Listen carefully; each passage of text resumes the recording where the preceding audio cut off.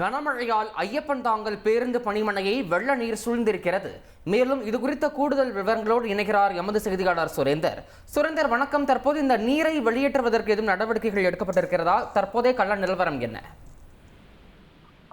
வணக்கம். சென்னை புறநகர் பகுதிகளான போரூர், ஐயப்பன் தாங்கல் உள்ளிட்ட சுற்று வட்டார பகுதிகளில் கொட்டி தீர்த்த கனமழை காரணமாக ஐயப்பன் தாங்கல் பேருந்து பணிமனையை மழைநீர் என்பது உள்ள காட்சியை தான் நேரடியாக பார்த்து வருகிறோம்.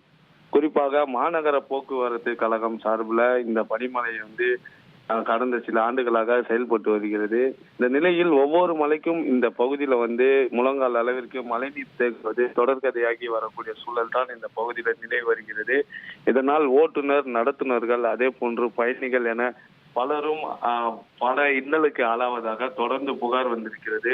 ஒவ்வொரு ஆண்டு மழைக்கும் இந்த பகுதியில மழைநீர் தேங்கக்கூடிய சூழல் என்பது நேரடியாக காண முடிகிறது. குறிப்பாக முழங்கால் அளவிற்கு தேங்கக்கூடிய மழை நீர்ல அரசு பேருந்துகள் நீரில் பாதி மூழ்கியபடி பயணித்து செல்லக்கூடிய சூழலும் இந்த பகுதியில் நிலவுகிறது.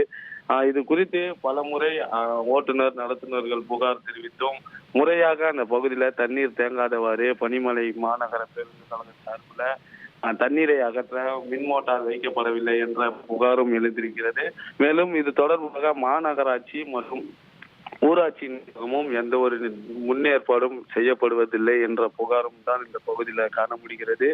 தொடர்ந்து அரசு பேருந்துகள் நீரில் பாதி மூழ்கியபடி பயணித்து செல்வதால பயணிக்கக்கூடிய பயணிகளுக்கும் காய்ச்சல், நோய் தொற்று பரவக்கூடிய அபாயமும் ஏற்பட்டிருப்பதாக புகார் எழுந்திருக்கிறது. எனவே இது போன்று தொடர்ந்து அசம்பாவிதம் ஏற்படும் விதமாக மழை காலங்கள்ல நிலவி வரக்கூடிய சூழலை போக்க மாநகர பேருந்து கழகம் சார்பில் முறையான நடவடிக்கை எடுக்க வேண்டும். மேலும் தரத்தை, அந்த அடிமட்ட தரத்தை உயர்த்தி உயர்மட்டமாக அமைந்து தண்ணீர் தேங்காதவாறு நடவடிக்கை எடுக்க வேண்டும் என்ற கோரிக்கை தொடர்ந்து எழுந்து வருகிறது. தொடர்ந்து இந்த பகுதியில முழங்கால் அளவிற்கு தேங்கிய மழை நீரால வாகன ஓட்டிகள், அதே போன்று ஓட்டுநர், நடத்துனர்கள் என பலரும் பாதிப்புக்கு உள்ளாகி வருகிறது என்பது நேரடியாக காண முடிகிறது. தகவல்களுக்கு நன்றி சுரேந்தர். செய்திகளை உடனுக்குடன் தெரிந்து கொள்ள உடனே சப்ஸ்கிரைப் பண்ணுங்க.